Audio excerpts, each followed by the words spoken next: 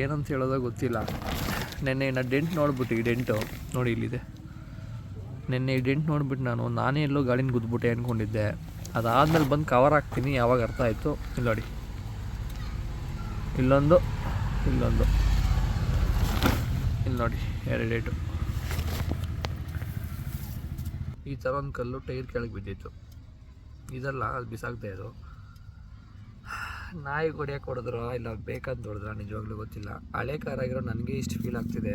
ಇನ್ನೂ ಹೊಸ ಕಾರ್ಸ್ ಎಲ್ಲ ಇಟ್ಕೊಂಡು ಈ ಥರ ಪಾರ್ಕ್ ಮಾಡೋರು ಅವ್ರಿಗೆಲ್ಲ ಪಾಪ ಎಷ್ಟು ಬೇಜಾರಾಗಬೇಡ. ಒಂದು ಸತಿ ಗಾಡಿ ಗಿಡ ನಿಂತಿದ್ದಾಗೆಲ್ಲ ಸ್ವಲ್ಪ ಈ ಥರ ಕಲ್ಲಿಗೆ ಹೊಡಿ, ಸ್ವಲ್ಪ ನಿಲ್ಲಿಸಿ ಪ್ಲೀಸ್.